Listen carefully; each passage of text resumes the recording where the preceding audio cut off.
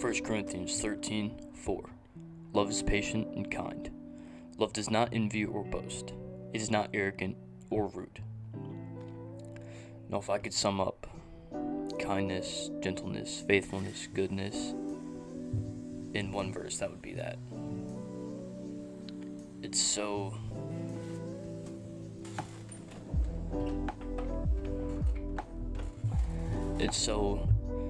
simple yet powerful, so short yet elegant. It tells you how to love, and it tells you how to be a kind human being.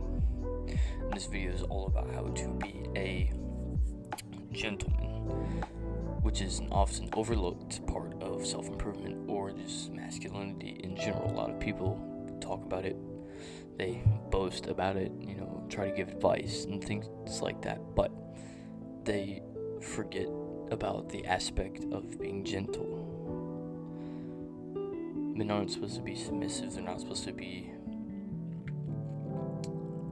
controlled, they're not supposed to be beaten down by different things. They're supposed to overcome, overpower, and rule and lead, but there is a time and a place for man to be kind and be gentle and be reserved. And men should always be reserved. Competitive settings are a little different in that aspect, but even then you should still reserve yourself from anger. Compete, let your actions show how much you are worth. Let your winnings, let your trophies, let your success speak for you. Don't let you boast out in anger and try to kill all of those, not kill, but in a sense kill all of those who have wronged you. Just become so successful and so set apart and live the life that you want to live, that you're happy, that one, you don't even care about what they have to say anymore, but two, just because that's what you want out of life, they're not going to stop you no matter what.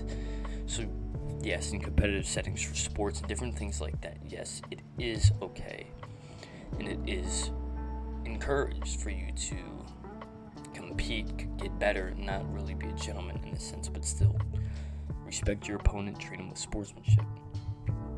That is a big thing.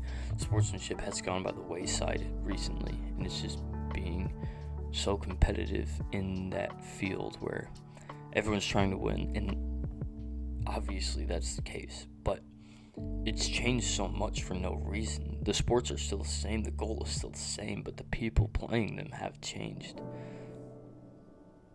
They're all trying to show that they're at the top by disrespecting the others. No. Show you're at the top just by winning. And show the others that you're kind.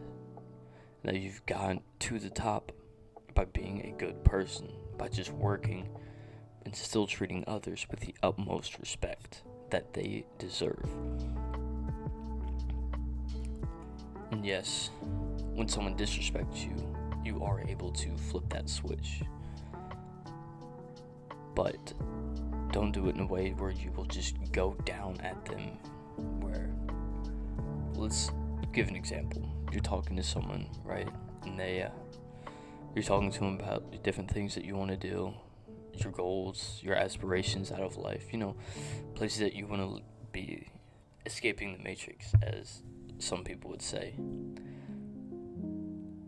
And you tell them that you want to make money online, for instance, right? That's just what I'm doing, so that's what I'm going to know the most about, and that's what I'm going to understand. I hope you guys can understand this as well. So let's say you tell someone that you want to be an influencer or something like that, and they say, oh, that's never going to work.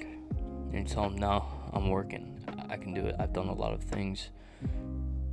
I've been able to be successful in many different ways. And like, yeah, but you in that spot is not going to work. When they specifically target you and they say, I know you can't do it, flip that switch.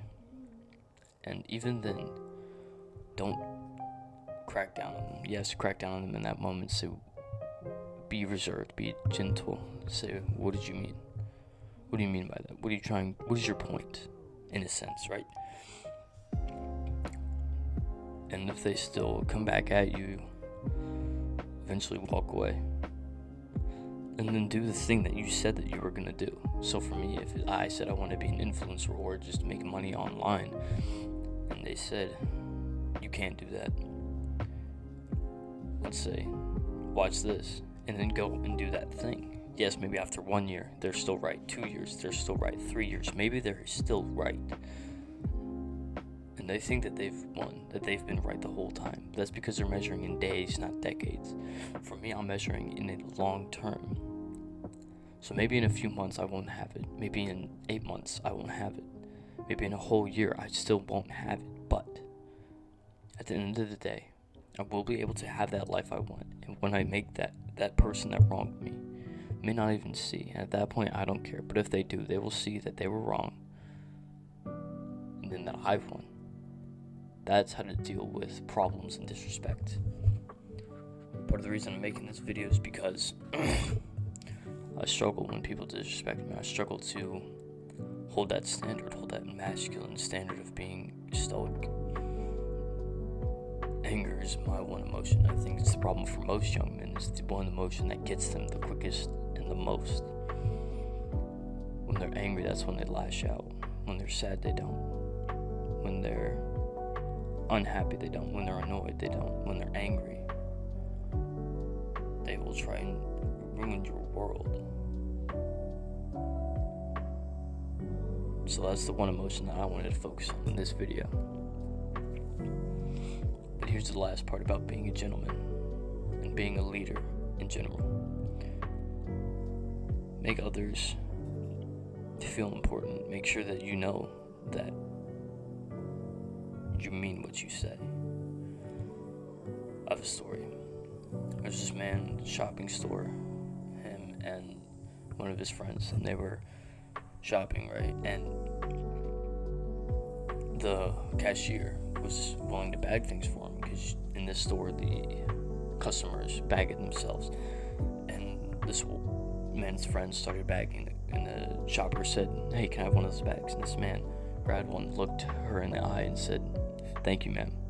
I appreciate it." And they both bagged and they put their stuff away and they were getting ready to leave. And then, the cashier would say, "Bye, have a great night." And the man that brought them there goes, "Yep, you too. Have a great night." Like, you can tell that I don't mean that when I say it like that. And when you're not looking at them and when you kind of have that tone, so what you should do is look them in the eye, like I said. So this is a rule of thumb that I came up with today, but I realized I've been following for quite a while, and it's just look someone in the eye when you thank them. Because that's the one way you know it. Because again, in culture, it's very common to be like, "Yep, have a great night, thank you," whatever, right? And just not mean it. Or it's become so common that people usually don't. It's just a social gesture. It's not really, the words don't mean anything. So when you look someone in the eye and you smile and you say thank you, or whatever, then they can see that you mean it. And then in their eyes, you've become better, and you've become kind, and you've become a gentleman. Grind like a man, become a legend.